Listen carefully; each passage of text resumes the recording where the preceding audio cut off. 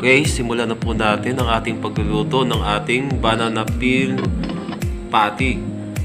Hugasan po nating maigi yung balat ng saging at pagkatapos atin pong pakukuluan mga 3 minuto at pagkatapos po ay ating hahanguin at palalamigin. Atin po itong hihiwain ng manipis. At alam nyo po ba na ang balat ng saging ay mayaman sa fiber na kung saan nakakatulong po ito sa ating digestion.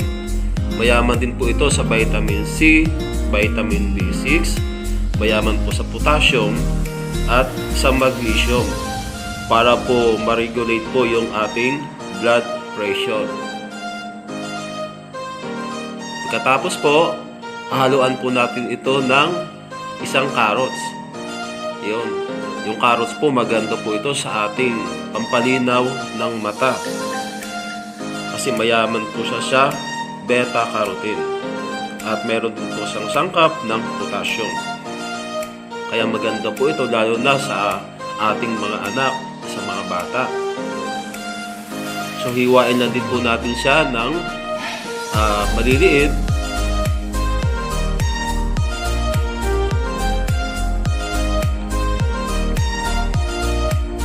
Tapos po, haluan din natin ng 2 sibuyas. Ang sibuyas po ay mayaman sa antioxidant. At meron din po siyang antibacterial properties na kung saan tumutulong po sa ating katawan. Hiwain lang din po natin ito ng manipis, ng maliliit.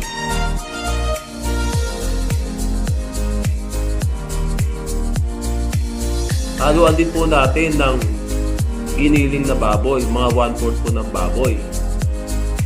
Pakukuluan lang po natin, lagyan natin ng konting asin at pagkatapos, yung nakikita nyo pong parang bumubula, tatanggalin po natin yon kasi mga dumi po yun eh.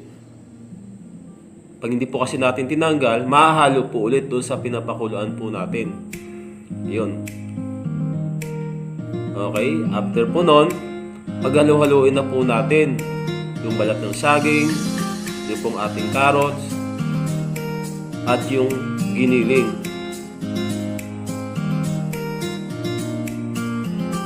Lagay po natin yung sibuyas. Lagyan din po natin ng pamintang durog. Lagyan natin ng asin. At itlog.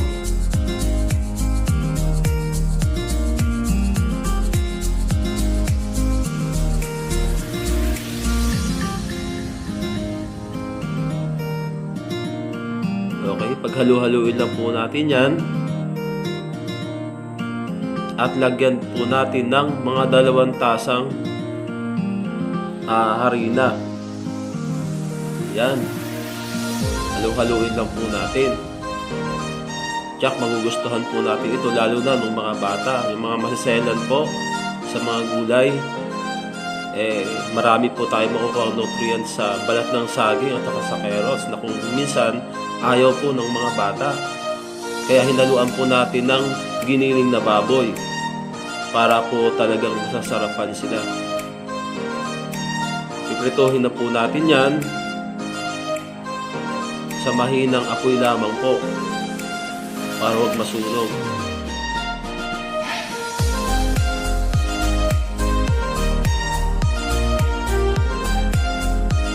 So yan po, napakadali lang po gawin ito mga kababayan.